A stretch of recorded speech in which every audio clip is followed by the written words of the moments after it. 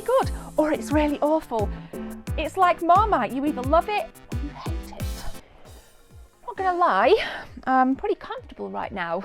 And I'm about to do a video response to the awesome Metal Jesus Rock as he put out his mammoth almighty Nintendo Switch game collection.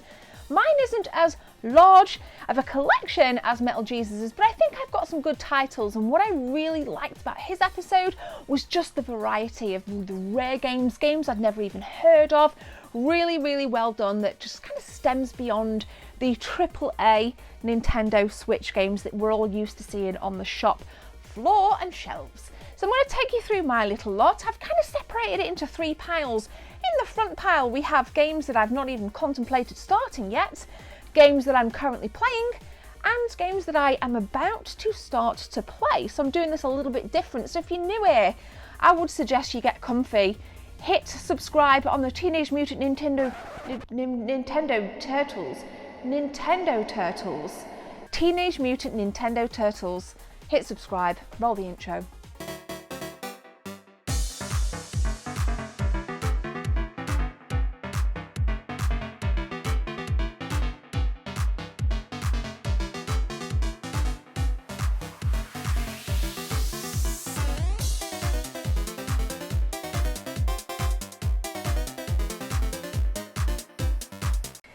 Okay, let's kick it off. I mean, I'll show you additional pictures as well. So recently, lots of these have come into the collection, so some of them are sealed. And we have the glorious Super Mario Brothers Deluxe. Oh yes, it's a staple title, one that I didn't even have until recently, so I was kind of kicking myself a little bit for that. Some of these you may actually have seen on pickups videos as well. And unfortunately, this next one, we'll just kind of pop them. I'll pop them right there. You can't really see them.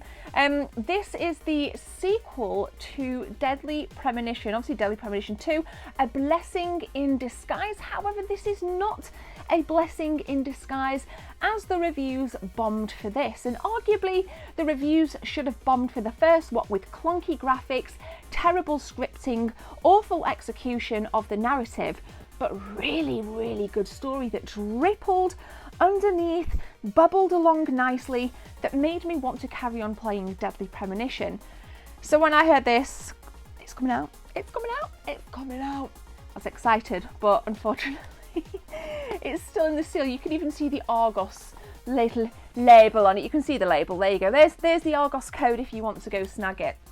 Now, Little Nightmares 2, I've been saying that I want to stream it, but I've been put off by some of the reviews that I've read, and with me not playing the first, I kind of thought to myself, do I dive into the second one, or do I just kind of leave this sealed, go back and play the first? Because I do remember being down at Eurogamer when the first Little Nightmares came out. There was a great booth, really nice kind of show, really awesome, but I've just heard that this, it's just a bit repetitive, and I'm not really in the mood for a game like that. But maybe you've had a different experience, I don't know.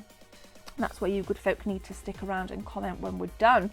So Little Nightmares 2, I streamed this ages ago. We got some Super Smash Bros. Ultimate. I got the kick-ass lovely edition that Hermes actually stole from me when it was initially dispatched by Nintendo.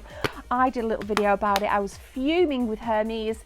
Yes, we've lost your package, Miss. I was going to say my last name then, Mrs. But yeah, unfortunately, Nintendo did give me a refund, and I did manage to get a copy of this finally. Next up, then, in this first little lot, Mega Man 11, which this is actually from the US. This is a copy that Jess bought back from me. It's still sealed, actually. I might keep it sealed with it being Mega Man. Because I'm not too fussed about playing it either. It was one that she just kind of bought ad hoc. I think she was at in, I don't know if it's like Target or Walmart. Thumbs up to my North American viewers. And yeah, Mega Man 11 slid into the collection. Well, I like that phrase, slid into the collection. So first little batch then. Again, have contemplated playing Little Nightmares 2, but then kind of changed my mind. So next up then, what I'll do is I'll bang a little picture on of all these little beauties here. Again, lots of stuff sealed. Got some Harvest Moon, Donkey Kong Country Tropical Freeze. Eager to play this actually. Where is it? Here we go. Eager to kind of dive into Roller Coaster Tycoon Adventures. Now, if you're familiar with the Tycoon games, you can expect an isometric top-down strategy-based game, building your theme park from pretty much nothing and try to become one of the best selling theme park conglomerates out there.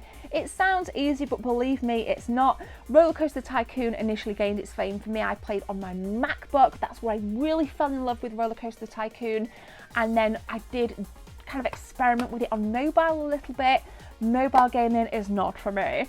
So I thought I would give this a pop. And this is actually a second-hand copy from CEX before we all got locked down. So yeah, I'm kind of like, it's not kind of like, especially now with Planet Coaster out, it's not wetting my palate enough to be in the to play next pile, but it certainly is on my radar. Yeah, so we'll kind of chuck them back there. You've seen that little bit there, and I've heard mixed reviews about this, so I know that there's going to be somebody watching that says it's really good or it's really awful. It's like Marmite, you either love it or you hate it. So yeah, we'll be looking forward to diving into that.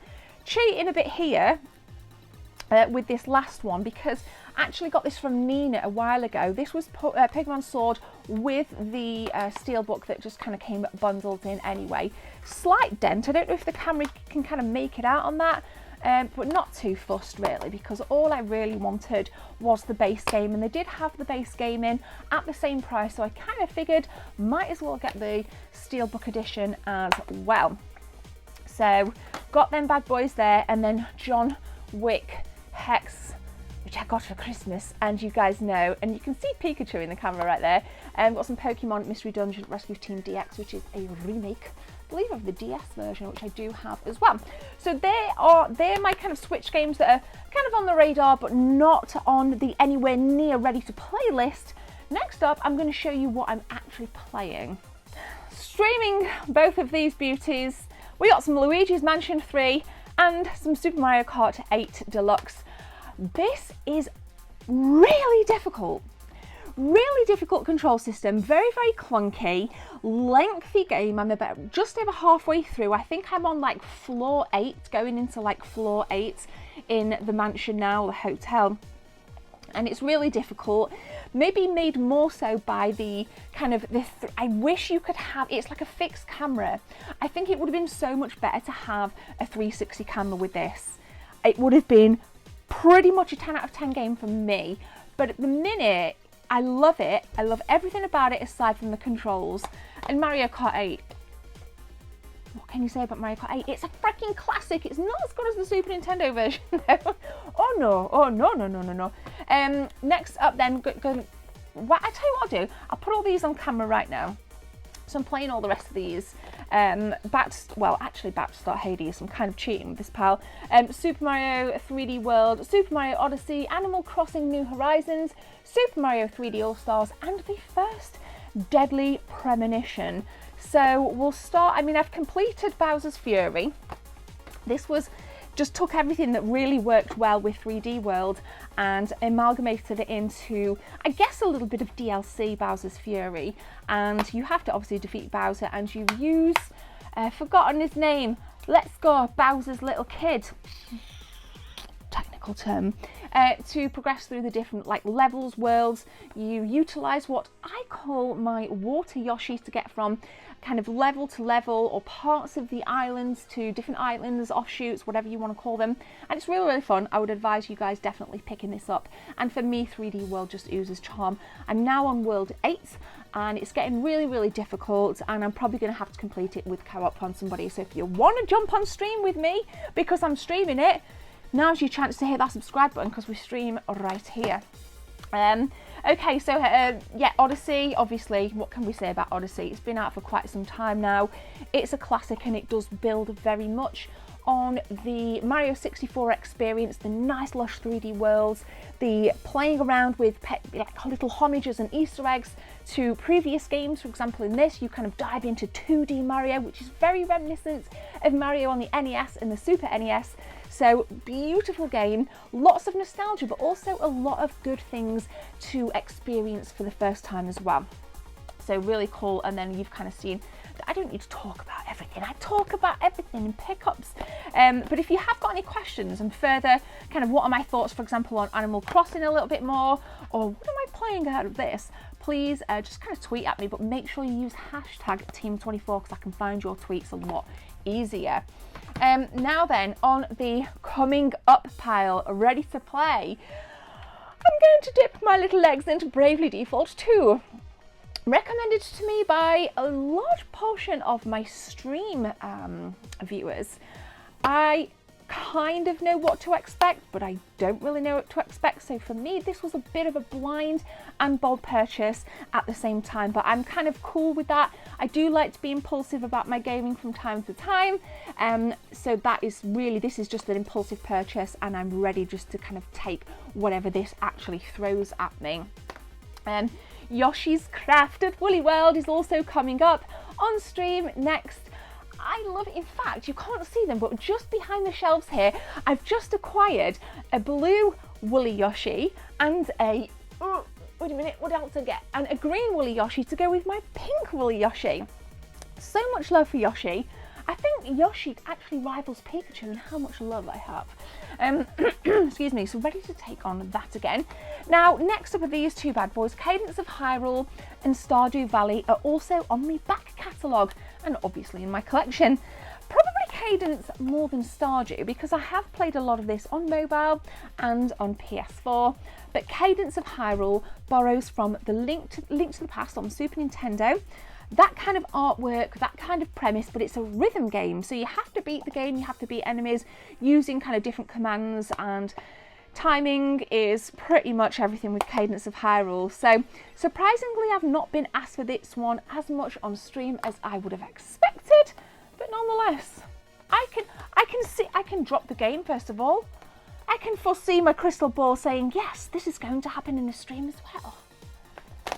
So next up is this lovely chunk here. So we have some Crosscode, The Elder Scrolls V Skyrim, never heard of that, Ultra Street Fighter 2, The Final Challenges, Breath of the Wild, Pokemon Let's Go Pikachu, Pokemon Shield, which I do want to start before Sword, and Collection of Mana. Now, I have started some of these bad boys. I have started Let's Go Pikachu.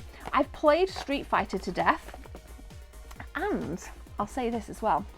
So I've played these already, but I do need to get back to them. I have also played Crosscode on the PS4. This is what I believe to be not necessarily a hidden gem, but I think Crosscode is one that you should definitely check out. If not buy, then check out some reviews.